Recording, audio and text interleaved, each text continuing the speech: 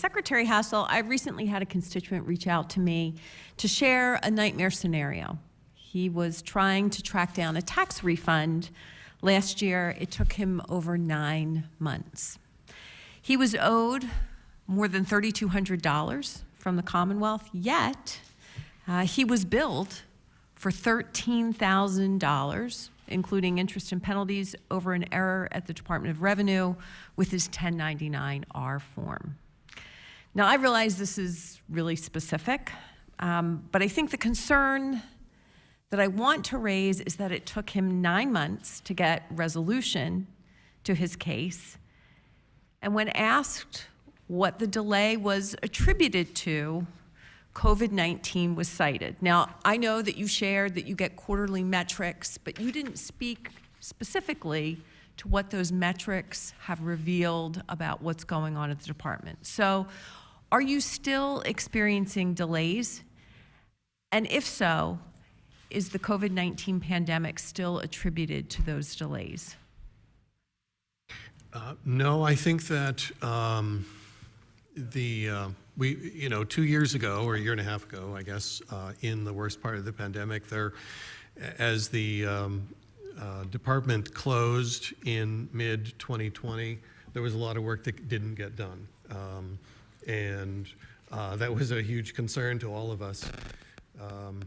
And it took a matter of months for the department to get back up and running again and being able to process returns the way that we want to be able to do to provide timely responses to people. I think that is largely behind us at this point. And I would say that the biggest challenge that we have at the moment is filling jobs. We're in a very tough job market, and that's not unique to the Pennsylvania Department of Revenue. I think private sector businesses are in the same spot. You see ads on the highway saying, come work for Amazon and we'll pay you whatever it is, $15 an hour, $20 an hour. So we have a lot more vacancies than I would like, and without the staff in place, then it's hard to get the job done. So those are the challenges that we have. It's much more to do right now with not having enough people to get the job done than I would like, than it is anything to do with the pandemic. So your complement isn't where it should be to be able to address taxpayer concerns? I think that that we are doing everything that we can to keep our customer service levels as good as possible. As I said, it's not really where I'd like it to be. I would like for there to be more staff in the call center and those kind of things. But let me just give you an example of what that looks like.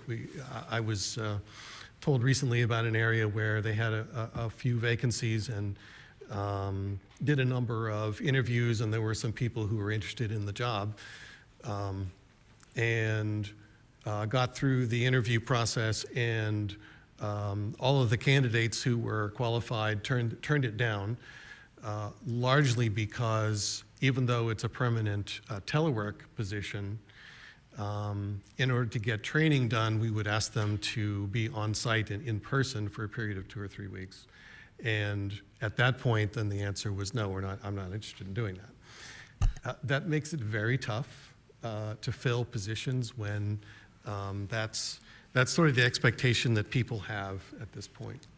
Deputy Secretary Heidingsfelder testified that you're having higher productivity, yet we continue to get complaints and concerns. I've often said I'd love for us to become a part-time legislature, but when we have to do the job of advocating for constituents when the bureaucracy is not responsive, that kind of makes it difficult to go down that path.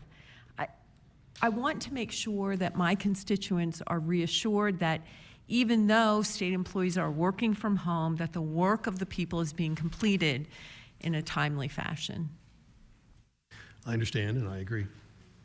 So, again, the Deputy Secretary testified that right now we have 44% of your employees working full-time from home, 25% part-time from home, 10% are headquartered at home, 20% are in the office. I've heard from constituents who work south of the Mason-Dixon line. My district goes from just north of the city of York all the way down to the Mason-Dixon line. Because their employer has no physical presence in Pennsylvania, the employees are unable to work from home without triggering the state's corporate net income tax.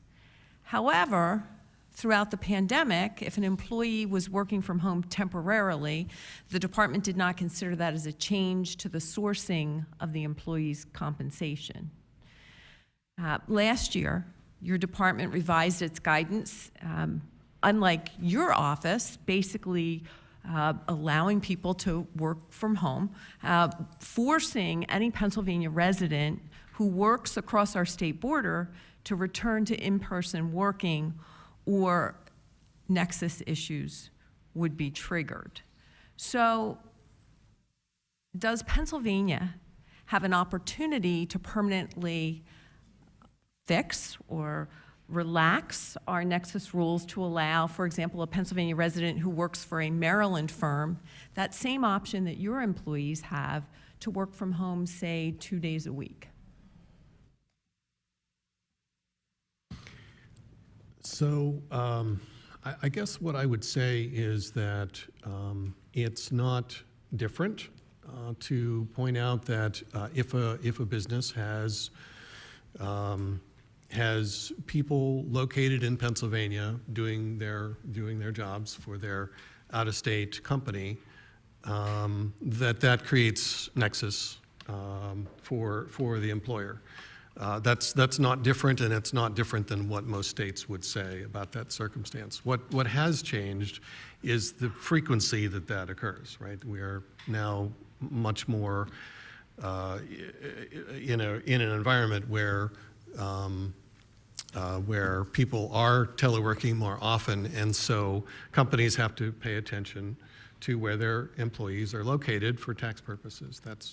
And I think that's, again, not different from what other states have said on that issue. Well, I think it's particularly problematic when we look at the out-migration of Pennsylvanians leaving to find better jobs in other states. We want them to stay here. And if I follow this logic, when I, as a legislator, had my staff working from home, that doesn't necessarily mean just because my living room became my government office that I didn't have to pay my property taxes. So thank you very much. Thank you, Mr. Chairman.